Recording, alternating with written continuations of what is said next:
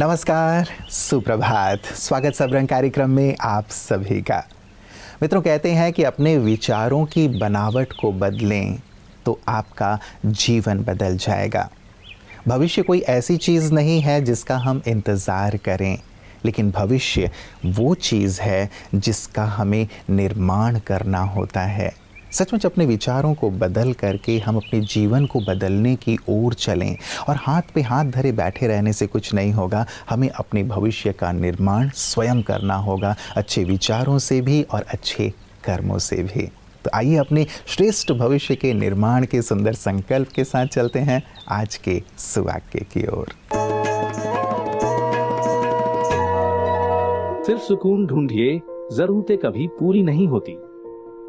यह हमारी गलत फहमी है कि व्यक्ति वैभव और पर्याप्त चीजों के होने से ही सुख मिलता है। सुख प्राप्त करने का माध्यम ये है ही नहीं। सुख असल में आत्म शुद्धिकरण से मिलता है, जिसके अंतर्गत हम अपने को पहचानते हैं कि हम असल में यह शरीर नहीं बल्कि एक आत्मा है जिसके अंदर देवत्व के गुण और शक्तियां समाई हुई है। हमारी जरूरतें हमारे कर्मों और ईश्वर की योजना अनुसार पूरी होती हैं। इसके लिए हमें परेशान होने की जरूरत नहीं है। स्वयं को परमात्मा की संतान आत्मा समझकर वर्तमान में रहना ही हमें सुकून दे सकता है।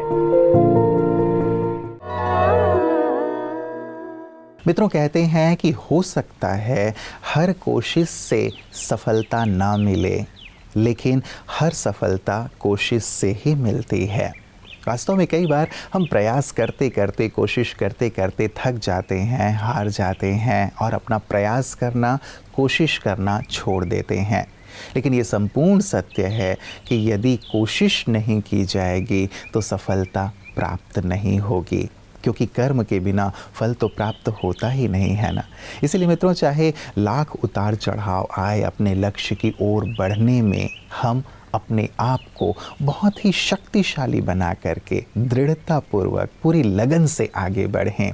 ईश्वर की मदद हमें अवश्य प्राप्त होगी और हमारी ये जो दृढ़ता है, हमारी ये जो कोशिश है, निश्चित रूप से आज नहीं तो कल हमें सफलता की मंजिल तक अवश्य पहुंचाएगी।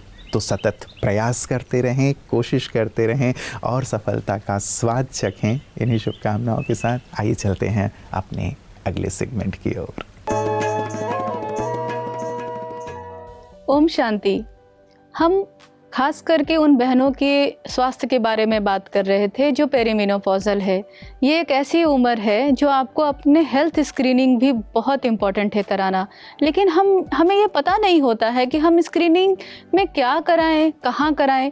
तो आप इसके बारे में ये जानें, इन्फॉर्मेशन मिलेगी, आप अवेयर होंगी और तब आपका कदम बढ़ेगा स्क्रीनिंग की तरफ। तो सबसे पहले आप जो हमारे बच्चेदानी मुख का जो कैंसर होता है ना, जिसे हम सर्विकल कैंसर कहते हैं, इसके लिए आप अपने गायनेकोलॉजिस्ट से मिलें और वो बिल्कुल ही नॉन इन्वेसिव प्रक्रिया है, बिल्कुल आपको दर्द नहीं होगा, आप उसे ज़रूर कराएं। क्योंकि ये देखा गया है कि जो महिलाएं स्क्रीनिंग सही समय पे करा लेती हैं उनमें ये कैंसर होने का खतरा बहुत कम होता है। तो आपको कैंसर होने से पहले ही यदि कोई प्री मैलिग्नेंट स्टेज है तो वो भी पता चल जाएगा। दूसरा, यदि आप 45 के पार हो चुकी हैं तो आप मैमोग्राफी ज़रूर कराएं। कहाँ से कराना है? आप अपने हेल्थ केयर प्रोवाइडर से बात कर सकती हैं। आपकी जो पास में गायनेकोलॉजिस्ट हैं आप उनसे मिलें, लेकिन मैमोग्राफी ज़रूर कराएं, क्योंकि ये देखा गया है कि early detection could save lives. क्योंकि समय से पहले ही यदि उसमें कोई छोटा गांठ है तो वो पता पड़ जाएगा। तो मैमोग्राफी ज़रूर कराने जाएं। ये सोचें कि यदि हम पहले करा लेंगे तो छोटा सा भी कुछ अगर उसमें प्रॉब्लम होता है तो उसका ट्रीटमेंट काफ़ी सक्सेसफुल है। तीसरा, इसी समय आपको हॉट फ्लैशेस भी हो रहे हैं, लेकिन देखा गया है कि थायराइड की भी प्रॉब्लम इसी समय स्टार्ट हो जाती है। तो अपना थायराइड स्क्रीनिंग ज़रूर कराएं। ये एक ऐसी उम्र है जब कोलेस्ट्रॉल के स्तर में भी बहुत उतार चढ़ाव आता है।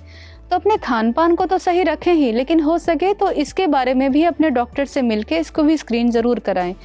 और यदि आपके घर में फैमिली हिस्ट्री रह चुकी है डायबिटीज़ की तो अपना शुगर लेवल ज़रूर चेक कराएं। तो ये सारी कुछ ऐसी स्क्रीनिंग है जो आपको ज़रूर करानी है। आप स्वस्थ रहें, यही हमारी शुभकामनाएं हैं। धन्यवाद। ओम शांति।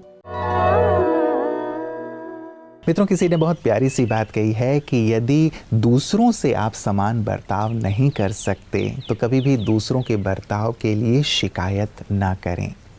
हमारा ध्यान दूसरों के बर्ताव व्यवहार पर ही चला जाता है कि ये मेरे साथ ऐसा व्यवहार कर रहा है, ऐसा बर्ताव कर रहा है, लेकिन कभी भी हमारा ध्यान अपनी ओर नहीं जाता कि हम दूसरों के साथ कैसा व्यवहार कर रहे हैं। और ये संपूर्ण सत्य है कि जैसा व्यवहार आप दूसरों के साथ करेंगे वैसा ही व्यवहार आपको दूसरों से भी प्राप्त होगा। तो क्यों ना मित्रों, दूसरों को बदलने की कामना रखने की बजाय हम स्वयं को परिवर्तित करें, तो आप पाएंगे कि जीवन परिवर्तित हो जाएगा, जीवन आनंद से परिपूर्ण हो जाएगा। तो आइए स्वयं को देखने, स्वयं को बदलने के संकल्प के साथ चलते हैं अपने अगले सेगमेंट की ओर। आपने जो कल्पना की थी, यहाँ आके आपको कितना वो साकार महसूस हुआ है? मुझे तो जितनी मैंने कल्पना की थी ना, उससे भी ज़्यादा मिल गया।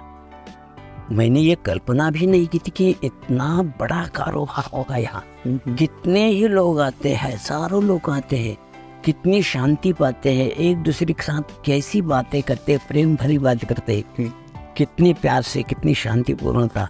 और यहाँ का खाना, यहाँ का पानी, यहाँ का प्रकाश, सब कैसे चलता है भगवान जाने। भगवान ही चला रहे हैं ये कह लें। आपको नहीं लगता अरविंद जी कि चाहे वो संगीत का क्षेत्र हो या समाज का कोई भी क्षेत्र हो, आध्यात्म उसके लिए परम आवश्यक है? क्योंकि आध्यात्म जहाँ है वही संभवतः शांति है और वही वास्तव में विकास है। आप क्या कहेंगे इस विषय में? बिल्कुल, मैं यही ही करता हूँ। अध्यात्म, हर एक चीज की पहले अध्यात्म करता हूँ जी। जिसने मुझे ये सब दिया, इसका ऐसा नहीं हो सकता है कि तुमने सीखा और गाया। हर एक आदमी के अंदर एक ईश्वरी ज्योत जी, जिसको हम आत्मा कहते हैं, बस आत्मा कहते हैं। जी। उसी के प्रकाश को लेकर के अगर हम कोई भी बात बनाएंगे तो बस सर्वश्रेष्ठ ही होगी। बिल्कुल बिल्कुल। आपको अरविंद जी यहाँ आकर के आपने ज्ञान सुना, प्रजापिता ब्रह्मा कुमारी ईश्वरीय विश्वविद्यालय में जो ईश्वरीय ज्ञान दिया जा रहा है, इस ज्ञान के माध्यम से आपने अपने जीवन में जो विशेष चीज़ ग्रहण की हो और आपको ऐसा लगा हो कि ये चीज़ वास्तव में न केवल मेरे लिए बल्कि सभी मनुष्य आत्माओं के लिए आवश्यक है, वो कौन सी चीज़? ये मैंने यहाँ सुना जो 2-3 दिन में जी। तो इसमें सबसे बड़ी चीज़ मुझे ऐसी लगी कि तू षड रूपों का दमन करो। और ये यहाँ अच्छी तरह सिखाया गया है, मुझे बहुत भाया। बिल्कुल। कि तुम्हारे अंदर जो काम, क्रोध, मद, लोभ, मोह और मत्सर है, इसे कैसे शमित किया जाता है, इसे कैसे शांत किया जाता है जी। और इसके ऊपर आकर के तुम ईश्वरी स्वरूप कैसे धारण कर सकते हो, ये यहाँ मैंने सुना। चलिए, बहुत सुंदर। एक बहुत अच्छी प्रेरणा लेकर के आप जा रहे हैं अरविंद जी। निश्चित रूप से आप अपने एपी कला एकेडमी में भी और जहाँ पे भी जाएंगे ये संदेश अवश्य देंगे कि अपने अंदर के इन विकारों को जीतो और एक बार जरूर सभी प्रजापिता ब्रह्मा कुमारी ईश्वरीय विश्वविद्यालय में आकर के इस चीज़ का अनुभव करें और अपने अंदर ईश्वरीय शक्ति को ग्रहण करें। ये भी अवश्य सभी को प्रेरणा आप देंगे। यस, मैं मेरे बहुत सारे स्टूडेंट्स को लेकर के यहाँ आने वाला हूँ। मित्रों, आध्यात्म का अर्थ ये नहीं है कि हम घर बार छोड़ करके जंगल में चले जाएं या साधु संत बन जाएं। आध्यात्म का बहुत ही सुंदर सा अर्थ है कि घर परिवार में रहें और उस पथ पर चलें जो पथ सच्चा हो, साफ हो, ईश्वर की ओर ले चलने वाला हो। यही वास्तव में आध्यात्म है और इसी आध्यात्म की सीख ब्रह्मा कुमारी सभी को दे रही हैं। ये कहती हैं कि आप जहाँ पे भी हैं वहाँ रहें, लेकिन वहाँ रहते हुए सच्चाई, सफाई को अपने जीवन में लाएं, मूल्यों को अपने जीवन में लाएं और ईश्वर की ओर बढ़ें। वास्तव में यही सच्चा आध्यात्म है जो जीवन को खुशहाली से भरपूर कर देता है और यही सुंदर आध्यात्मिक संदेश वो जन जन तक पहुँचा रही हैं।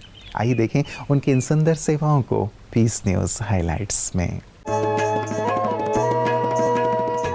दिल्ली के लोधी रोड स्थित ब्रह्मा कुमारी सेवा केंद्र पर MMTC लिमिटेड भारत सरकार के 40 अधिकारियों हेतु वर्क लाइफ बैलेंस विषय पर आधे दिन की कार्यशाला आयोजित की गई, जिसमें कुल 2 सत्र हुए।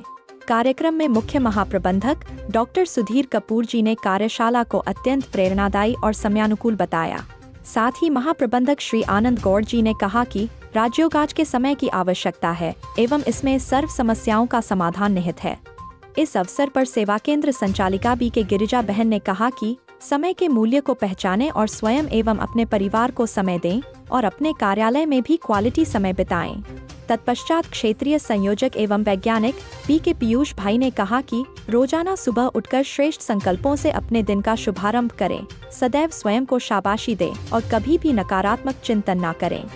कार्यक्रम के अंत में सभी का उमंग उत्साह बढ़ाने के लिए सोशल एक्टिविटीज भी कराई गई। मित्रों, आज के सब रंग का समापन मैं एक रामायण के प्रसंग से कर रहा हूँ। श्री राम जी ने हनुमान जी को एक दिन बुलाया और कहा कि मैं तुम्हें एक पद देना चाहता हूँ। देखो, तुम्हारे कारण सुग्रीव को किष्किंधा का पद मिला, विभीषण को लंका का पद मिला, मुझे भी अयोध्या का पद मिला, लेकिन तुम्हारे पास कोई पद नहीं है। मैं तुम्हें पद देना चाहता हूँ। हनुमान जी मुस्कुराए। उन्होंने कहा कि सुग्रीव जी को एक पद मिला किष्किंधा का, लंका का एक पद ही मिला विभीषण जी को भी, और आपको भी अयोध्या का एक पद मिला।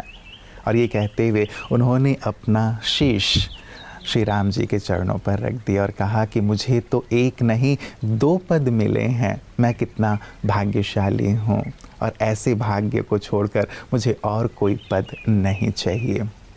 कितनी सुंदर सी बात है ना मित्रों। यदि हम प्रभु की शरण में हैं, प्रभु की छत्र छाया में हैं, हमें प्रभु के दोनों पद अर्थात प्रभु ही मिल गए हैं, तो फिर जैसे हमें तीनों लोक प्राप्त हो गए हैं, हमें और कुछ प्राप्त करने की आवश्यकता ही नहीं है। जिस पर ईश्वर की नज़र हो, ईश्वर की कृपा अनुकंपा हो, उनकी दृष्टि हो, उसके लिए तो सारे संसार में कुछ भी करना कठिन नहीं है। तो क्यों ना मित्रों, हम भी हनुमान जी की तरह ऐसे ही सुंदर भाव में रहें, ऐसे ही नशे में रहें कि ईश्वर मिल गए तो हमें और कुछ नहीं चाहिए। यदि हम उनकी शरण में आ गए हैं तो सारा संसार जैसे हमारा है। गहराई से विचार कीजिएगा और ईश्वर को अपने जीवन में शामिल करके तीनों लोगों को अपना बना लीजिएगा। अपना ख्याल रखिएगा। कल पुनः इसी वक्त आप सबसे मुलाकात होगी। नमस्कार। ओम शांति।